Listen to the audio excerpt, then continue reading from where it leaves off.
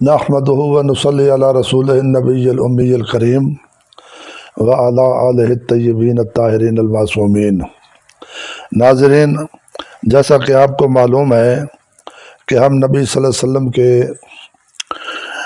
ساتھیوں، صحابہ کرام، اہل بیت عظام اور نبی صلی اللہ علیہ وسلم کے پیاروں کا تذکرہ کر رہے ہیں، تو آج اسی سلسلے کی کڑی ایک بہت ہی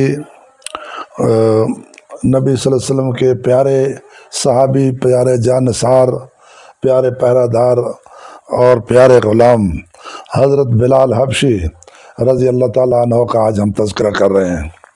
تو آج کی ویڈیو کو ہم سوالن جواباً بتانا چاہتے ہیں۔ کچھ ویڈیوز میں نے پہلے بھی اس طرح سے سوالن جواباً بتائی ہیں، اور جو کمنٹس میری طرف سے دوستوں عزیزوں کے آتے ہیں ان میں اس کو بہت زیادہ پسند کیا گیا ہے۔ تو آج بھی اس سلسلے میں کچھ عزیزوں نے فرمائشیں کی ہیں، حالانکہ میری طبیعت تھوڑی صحیح نہیں ہے، تو دوست کہتے ہیں کہ ویڈیو بھیجیں، عزیز کہتے ہیں۔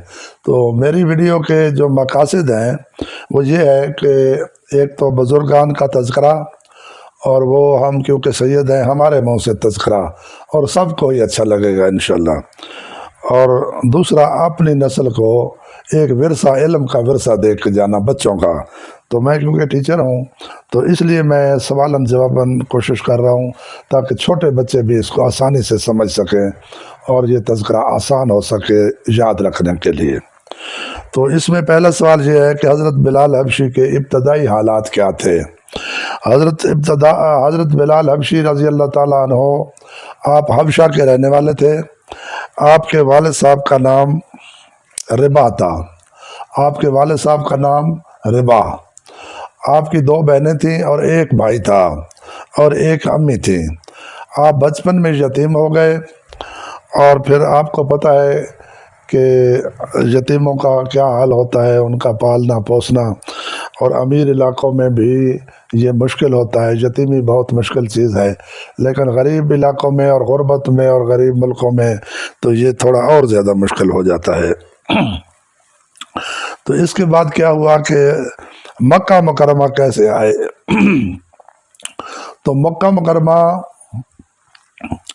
اس وقت ایک مرکز تھا دنیا کا، جہاں لوگ عبادت کے لیے بھی آتے تھے، اور یہ شہر تجارت کے لیے بھی مشہور تھا، تجارت کا مرکز تھا۔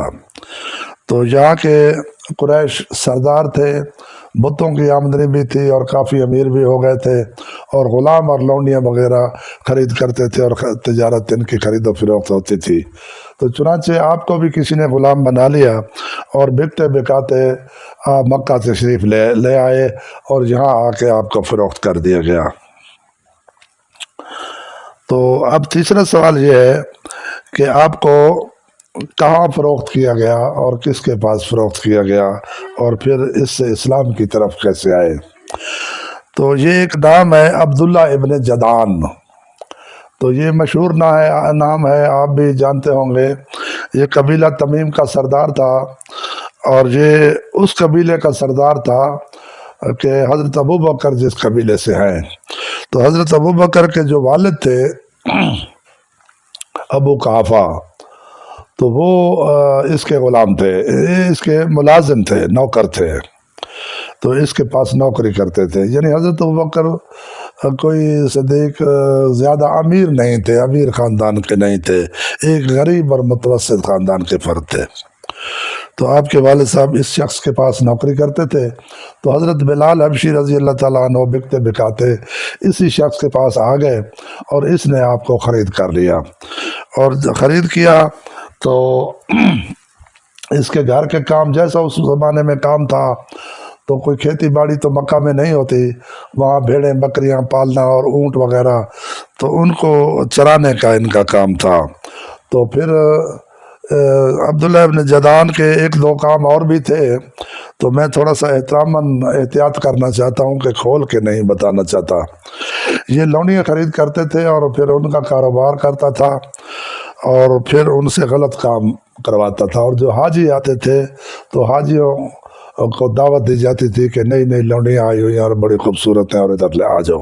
تو کیونکہ کفر تھا، کافر بھی اس زمانے میں حج پہ آتے تھے اور یہاں مکہ میں آ کے اس طرح کے برے کام کرتے تھے. تو میں بس اس سے زیادہ کچھ نہیں کہہ سکتا. تو اس کے علاوہ اس کا اپنا ایک بت خانہ بھی تھا، تو وہاں بتوں کی تجارت بھی ہوتی تھی، لوگ وہاں سے بت خرید کر کے لے جاتے تھے اور کچھ بت خانہ کعبہ میں بھی رکھے جاتے تھے. اس طرح قبیلوں نے اپنے اپنے بت رکھے ہوئے تھے اور پھر ان کی عبادت کرتے تھے. 365 کے لگ بھگ بت تھے.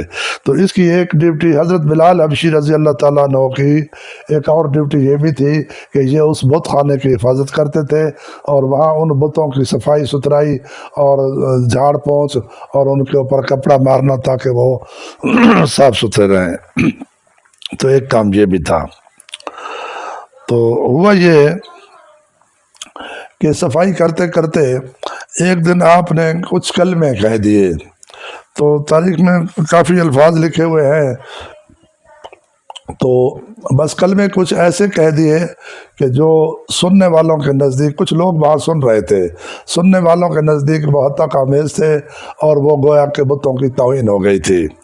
تو انہوں نے، کیونکہ چغل خور بہت جلدی میں ہوتے ہیں اور تیز ہوتے ہیں اور تعداد میں بھی دنیا میں بہت زیادہ ہوتے ہیں، بس جب انہوں نے سنا تو وہ بھاگتے بھاگتے عبداللہ ابن جدعان کے پاس گئے اور انہوں نے جا کے حضرت بلال کی چغلی لگائی کہ یہ سب کچھ ہو گیا ہے. اب یہاں ایک سوال میں یہ آپ کو بتا رہا ہوں، داخل کر رہا ہوں کہ آپ کی طبیعت کیسی تھی. تو حضرت بلال رضی اللہ تعالیٰ عنہ کی طبیعت بہت ہی نرم تھی. آپ سلیم الفطرت انسان تھے، مزاج کے بہت اچھے تھے اور بہت زیادہ محنتی تھے اور ہر وقت کام میں رہنا چاہتے تھے، یعنی نکما رہنا ان کو پسند بالکل نہیں تھا.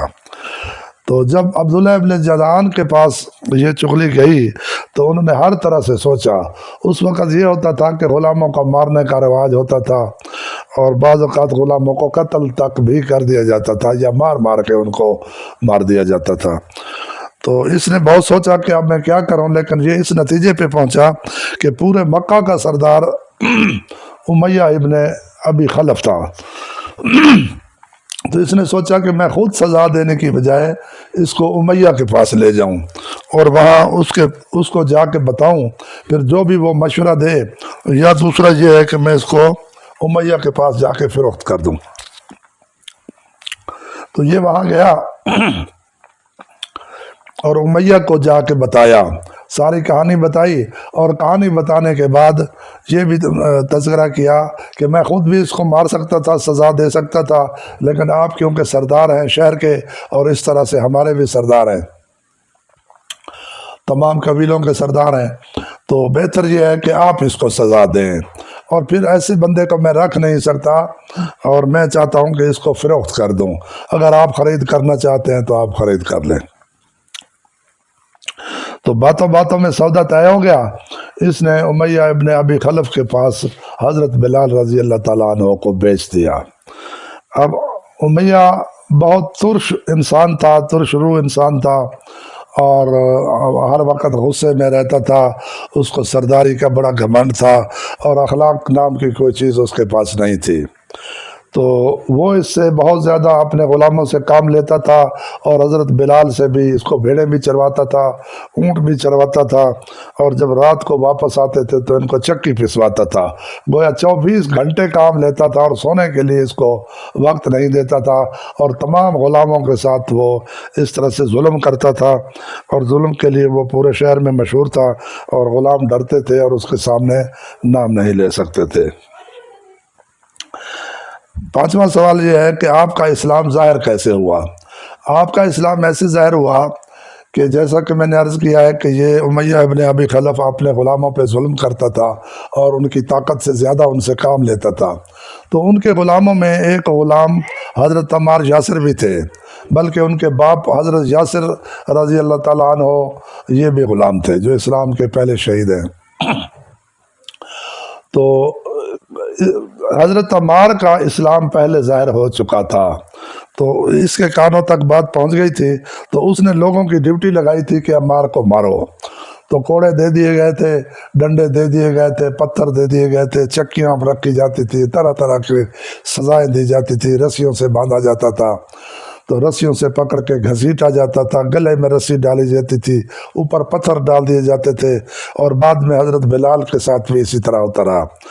تو وہ لوگ حضرت عمار یاسر کو مار رہے تھے، تو امیہ کو یہ خیال آیا، امیہ خود بھی مار مار کے تھک گیا، تو اور لوگ بھی مار رہے تھے۔ جب لوگ تھک گئے تو اس نے دیکھا کہ یہ بلال نوجوان ہے اور صحت مند ہے، طاقتور ہے، اس نے کوڑا اس کو دے دیا، ان کو دے دیا، اور کہا کہ عمار کو مارو۔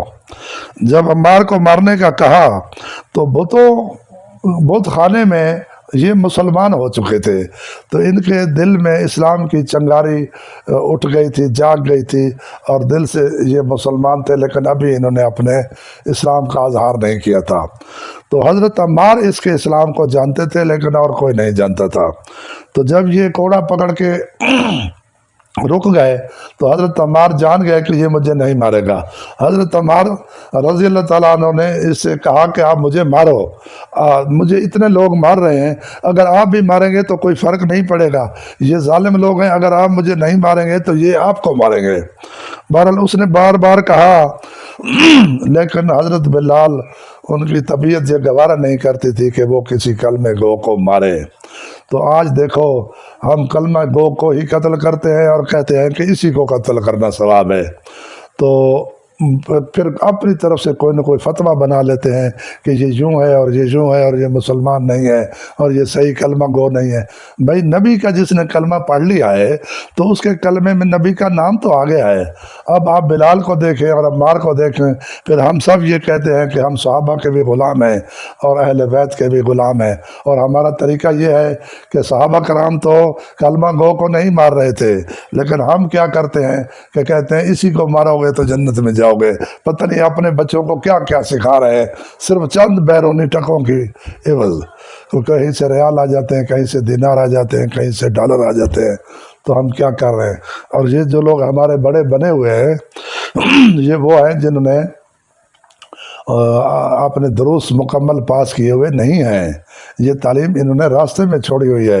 ہمارے جو اول درجے کے علماء ہیں وہ اس طرح کی تنظیموں کی رہنمائی نہیں کر رہے، یہ وہ لوگ ہیں جو پوری تعلیم پڑھے ہوئے نہیں ہیں، وہ اس طرح کی تنظیموں کے رہنما ہیں۔ بہرحال میرا کیونکہ حضرت بلال سے مطلب ہے، تو حضرت عمار یاسر نے بار بار کہا، لیکن حضرت بلال نے ان کو نہیں مارا۔ پھر یہ ہوا کہ حضرت بلال نے کوڑے کو لہرایا اور ہوا میں زور زور سے گھمایا، اور دیکھنے والے یہ اندازہ لگا رہے تھے کہ اب یہ اتنا زور سے اور طاقت سے گھما رہا ہے تو یہ اپنی انتہائی طاقت سے یہ اب عمار یاسر کو مارے گا، لیکن دیکھنے والوں نے یہ دیکھا کہ جس طاقت اور قوت سے وہ کوڑا گھما رہے تھے اسی طرح کوڑے کو گھماتے ہوئے انہوں نے کوڑے کو بہت دور پھینک دیا۔ جب پھینکا تو امیہ تڑپ اٹھا اور اس نے کہا، یہ آپ کی جرت کہ آج تک کسی کو جرت نہیں ہوئی کہ میں کوئی کام کہوں، کوئی بات کہوں اور وہ بندہ وہ کام نہ کرے، آج تو نے یہ کیا ہے۔ تو بس یہ کہنا تھا کہ حضرت بلال رضی اللہ تعالیٰ عنہ نے اپنے اسلام کا اعلان کر دیا، تو کہا کہ میں بھی مسلمان ہوں، اب جو تم کرنا چاہتے ہو میرے ساتھ کرو۔ تو اب 7واں سوال ہے کہ امیہ ابن ابی خلف نے کیا کیا، بلال پر کیسے کیسے مظالم کیے۔ اب جو بلال پہ مظالم کیے گئے ان کی ایک لمبی فہرست ہے، اگر اس ویڈیو میں صرف مظالم ہی بیان کرتا رہوں تو وہ ختم نہیں ہوں گے۔ بس مختصر یہ ہے کہ آپ کو مارا گیا، اور آپ کو مارنے والے لوگوں میں ابو جہل بھی تھا، ابو سفیان بھی تھا، ابو البختری بھی تھا، اور حسین بن شیس بھی تھا، اور امیہ ابن خلف خود بھی تھا، اور ابو سفیان بھی تھا، اور اس کے علاوہ شہر کے پورے لفنگوں کو بلال کو ان کے حوالے کر دیا گیا تھا، اور وہ گلے میں رسی ڈال کے آپ کو گھسیٹ رہے تھے۔ اور جب حضرت بلال کو گھسیٹ رہے تھے تو باہر دیکھنے والے ان کی مدد کرنے کی بجائے ان کو الٹا تانے دے رہے تھے۔ کوئی ان کو نصیحت کر رہا تھا کہ تم یہ نہ کرتے، کیا ضرورت تھی، اور کوئی کہتا کہ اب ٹھیک ہوا ہے، اور کوئی کہتا کہ تیرا اللہ اور رسول تیری مدد کیوں نہیں کرتے، وغیرہ وغیرہ۔ وہ لفظ کہتے تھے کہ میری زبان کو جرأت نہیں ہو رہی کہ وہ لفظ میں پورے ادا کروں۔ تو حضرت بلال جو ایمان میں، دین میں، یقین میں کامل تھے، انہوں نے کیا جواب دیا کہ اللہ تعالیٰ مجھے آزما رہا ہے۔ تو بلکہ ایک اور جواب دیا کہ جب تم بازار جاتے ہو اور مٹی کے برتن خرید کرتے ہو تو ان کو پہلے کھٹکاتے ہو اور ٹھوک بجا کے تم دیکھتے ہو کہ اگر یہ صحیح پکا ہوا ہے تو پھر ان کو خریدو۔ لگتا یہ ہے کہ اللہ اور اللہ کا رسول مجھے خریدنا چاہتے ہیں اور وہ مجھے ٹھوک بجا کے چیک کر رہے ہیں کہ کیا بلال پکا ہے یا نہیں ہے۔ تو اس طرح وہ جو تانا دینے والے لوگ تھے ان کے منہ بند ہو گئے اور وہ نامراد ہو گئے۔ تو ظلم پھر ظلم ہے، وہ ہوتا ہے تو مٹ جاتا ہے۔ تو یہاں جو بلال رضی اللہ تعالیٰ عنہ نے اسلام کا اعلان کیا تھا، وہ اتنا برملا تھا اور اس طرح تھا کہ شاید یہ حضرت ابو ذر غفاری کے علاوہ کسی اور میں نہیں ملتا، کہ سب سے بڑھ کے تھا۔ کہ شاعر نے جو شعر لکھا ہے وہ حضرت بلال کے اوپر بالکل فٹ آتا ہے کہ بے خطر آتش نمرود میں کود پڑا عشق، عقل ہے محو تماشائے لبے بام ابھی۔ تو بالکل وہ عشق میں ڈوبے ہوئے تھے اور کوئی پرواہ نہیں تھی، کوئی خطرہ نہیں تھا، حالانکہ پتہ تھا کہ میرا چمڑا ادھیڑ دیا جائے گا اور مار مار کے مجھے مار دیا جائے گا، لیکن خوف بھی تھا اور یقین کامل بھی تھا۔ تو یقین جیت گیا، خوف ختم ہو گیا۔ اب کیا ہوا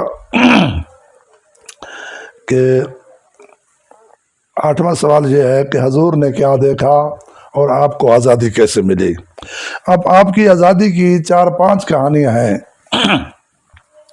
اور سب سے مشہور کہانی یہی ہے کہ حضرت ابوبکر نے آپ کو خریدا، 600 درہم میں خریدا، 2000 درہم میں خریدا، اور 50 دینار میں خریدا، یا 2 غلام دے کے خریدا، یا 1 غلام اور 2 لونڈیاں دے کے خریدا، یا 3 غلام دے کے خریدا۔ اس طرح کی بہت سی کہانیاں اور روایات جو ہیں تاریخ میں ہیں، اور علماء کرام کی طرف سے پڑھی بھی جاتی ہیں، لیکن میرے پاس جو کہانی ہے وہ آپ کے لیے شاید نہیں ہو، لیکن وہ تاریخوں میں ہے اور وہ ہمارے پاس ہمارے بزرگوں سے آئی ہے۔ وہ کہانی یہ ہے کہ اس کا کچھ حصہ تو آپ نے بھی سنا ہوا ہوگا، لیکن میں تھوڑا سا اس کہانی کو مکمل کروں گا۔ وہ یہ ہے کہ حضور صلی اللہ علیہ وسلم ایک دفعہ گزر رہے تھے تو ایک مکان سے کوئی رونے کی آواز آ رہی تھی، تو حضور بے خطر اس مکان کے اندر چلے گئے، کیونکہ حضور صلی اللہ علیہ وسلم کو پتہ تھا کہ اس گھر میں خواتین نہیں ہیں، یہ مکان خالی ہے مردوں کے لیے۔ تو جب آپ اندر گئے تو آپ نے دیکھا کہ بلال چکی پیس رہے ہیں۔ تو حضور صلی اللہ علیہ وسلم نے جب ان کا حال پوچھا تو انہوں نے کہا کہ جی آپ جانتے ہیں کہ میرا مالک بہت ظالم ہے، وہ دن کو مجھ سے مویشی بھیڑیں چرواتا ہے اور رات کو 1 بوری گندم کی مجھے دے دیتا ہے، اور میں ساری رات چکی پیستا ہوں۔ تو میں آخر انسان ہوں، مجھے تھوڑا سونے کے لیے بھی وقت چاہیے اور آرام بھی چاہیے، لیکن مجھے کوئی آرام نہیں ملتا۔ یہ چکی پیستے پیستے سورج طلوع ہو جاتا ہے اور پھر صبح مجھے پھر بھیڑوں کے ساتھ وہ بھیج دیتا ہے۔ تو اتنے تک تو کہانی سب نے سنی ہے۔ اب اس چھوٹی سی کہانی کو میں پورا کروں اور پھر آگے میرا خیال ہے پھر آپ کو دوسری قسط میں تذکرہ بتاؤں گا، کیونکہ یہ لمبا نہ ہو جائے اور آپ بور نہ ہو جائیں۔ اب یہ ہے کہ حضور صلی اللہ علیہ وسلم، اس سے آپ نے شاید کہانی آگے نہیں سنی، حضور صلی اللہ علیہ وسلم یہاں سے پریشان ہو کے گھر تشریف لائے۔ تو جب بی بی خدیجہ رضی اللہ تعالیٰ عنہ نے دیکھا تو حضرت بی بی خدیجہ نے حضور کو رقم دی اور کہا کہ بلال کو خریدنے کا انتظام کریں، چاہے جتنی بھاری قیمت ہی کیوں نہ ہو۔ تو بہت بڑی قیمت انہوں نے دے دی۔ اب حضور تو وہاں نہیں جا سکتے تھے، تو کیونکہ حضور کی وجہ سے ہی سارے لوگ بکے کہ آپ کے دشمن تھے مسلمانوں کے بھی، تو حضور صلی اللہ علیہ وسلم نے کیا کیا کہ جو آپ کی قبیلہ کے جو بزرگ تھے حضرت عباس، ان کو بلایا اور وہ رقم حضرت عباس کے حوالے کی، اور حضرت عباس کو کہا کہ کسی بھی قیمت پہ یہ بی بی خدیجہ نے کہا ہے کہ آپ بلال کو خرید کر کے لائیں۔ تو حضرت عباس رضی اللہ تعالیٰ عنہ جو حضور صلی اللہ علیہ وسلم کے بھی چچا تھے اور اس وقت بنی ہاشم قبیلہ کے بڑے وہی تھے، تو گئے تو اس جگہ بلال کے اوپر ظلم ہو رہے تھے، آپ کو رسیوں سے آپ کی ٹانگوں اور ہاتھوں کو باندھا ہوا تھا، اور بعض کہتے ہیں کہ ایک بڑا بھاری پتھر رکھا ہوا تھا، اور یہ جو انگریزوں نے فلم بنائی ہے دی میسج، اس میں بھی اسی طرح ہے کہ بڑا بھاری پتھر رکھا ہوا تھا۔ لیکن بعض جگہ یہ ہے کہ یہ جو پیسنے والی چکیاں ہوتی ہیں، یہ 4 چکیاں آپ کے سینے پہ رکھی ہوئی تھیں۔ تو بہرحال جب حضرت عباس وہاں گئے تو بعض کتابوں میں یوں لکھا ہے کہ حضرت ابوبکر بھی ساتھ تھے، لیکن حضرت ابوبکر وہ ایک پہاڑی کا چھوٹا سا ٹیلا تھا، حضرت ابوبکر اس کے پیچھے کھڑے رہے اور حضرت عباس آگے چلے گئے۔ اب حضرت عباس یہ سوچتے تھے کہ اگر ہاشمی اس کو خرید کریں گے تو یہ لوگ نہیں دیں گے، کیونکہ یہ تو مسلمان ہو جائے گا، یا پھر بہت بھاری قیمت مانگیں گے یا بالکل ہی نہیں دیں گے۔ تو انہوں نے حضرت ابوبکر کا نام استعمال کیا۔ تو حضرت ابوبکر، جو باقی طریقے ہیں جن میں یہ لکھا ہوا ہے کہ ان کو بلال کو حضرت ابوبکر نے خرید کیا تھا، ان تمام کی کڑیاں بھی یہی ملتی ہیں کہ حضرت ابوبکر خرید کرنے خود نہیں گئے تھے، انہوں نے حضرت عباس کو بھیجا تھا پیسے دے کے۔ بہرحال وہاں حضرت عباس ہی اکیلے گئے تھے، اور بعض میں یہ لکھا ہوا ہے کہ حضرت ابوبکر پیچھے تھے لیکن ٹیلے کے پیچھے تھے۔ بہرحال جب حضرت عباس وہاں گئے تو انہوں نے کہا جی کہ آپ کے لیے تو یہ غلام بیکار ہے، آپ یہ مجھے دے دیں۔ اب کیونکہ وہ ہاشمیوں کو تو نہیں دینا چاہتے تھے، انہوں نے پوچھا آپ کیوں لینا چاہتے ہیں؟ کہا مجھے ابوبکر نے کہا ہے۔ تو انہوں نے کہا ابوبکر تو غریب ہیں، وہ تو غلام کو اتنی قیمت پہ نہیں خرید سکتے۔ تو انہوں نے کہا بہرحال مجھے انہوں نے کہا ہے۔ تو انہوں نے سوچا کہ ہو سکتا ہے عبداللہ ابن جدان نے ابوبکر کو وہ خریدنے کے لیے کہا ہو، یا اس طرح سے، یا اس نے پیسے دیے ہوں، یا تو اس طرح سے جو بھی ان کے دماغ میں آیا، انہوں نے حضرت ابوبکر کے نام پہ وہ ان کو آزاد کر دیا، ورنہ اگر حضرت عباس اپنے لیے لیتے تو وہ ان کو آزاد نہ کرتے۔ اور ایک اور روایت بھی آئی ہے، اور وہ یہ ہے کہ حضرت عمر بن عاص کے جو والد تھے، جو کافر تھے، عاصی ابن وائل، جو حضور کے اوپر کوڑا وغیرہ پھینک دیتے تھے، تو وہ انہوں نے حضرت ابوبکر کو پناہ دی ہوئی تھی، امان دی ہوئی تھی۔ تو اس وجہ سے حضرت ابوبکر اعلانیہ مسلمان تھے، مکہ میں رہتے تھے، اور حبشہ کے لیے ہجرت پہ بھی نہیں گئے تھے، ان کو مکہ میں رہنے کی اجازت تھی۔ اس طرح عاصی بن وائل نے اور مسلمانوں کو بھی پناہ دینے کی کوشش کی تھی، مثلا عبداللہ ابن مسعود کو پناہ دینے کی کوشش کی تھی، ابو ذر غفاری کو پناہ دینے کی کوشش کی تھی، لیکن یہ ہے کہ انہوں نے اعلانیہ اس کی پناہ کو ٹھکرا دیا تھا۔ حضرت ابوبکر نے اپنے اسلام کو بچانے کے لیے اس کی پناہ کو لے لیا تھا، اور آپ جب مکہ میں رہتے تھے تو کوئی بندہ آپ کو ہاتھ بھی نہیں لگا سکتا تھا، اور اس طرح سے مسلمانوں کے ساتھ ساتھ مکہ کے کفار بھی آپ کا لحاظ کرتے تھے اور قدر کرتے تھے۔ تو یہ 8 سوال پورے ہو گئے۔ تو اس کے بعد ہم آگے چلیں گے کہ حضرت عباس جب اس کو لے کے آئے تو حضور کے پاس لے کے آئے، پھر حضور نے کیا کیا، کل ہم انشاءاللہ یہاں سے شروع کریں گے۔ وما علینا الا البلاغ، وصلی اللہ تعالی علی رسولہ والائمۃ المیامین من آلہ وسلم تسلیما کثیرا کثیرا۔ اللہم صلی علی محمد وآل محمد۔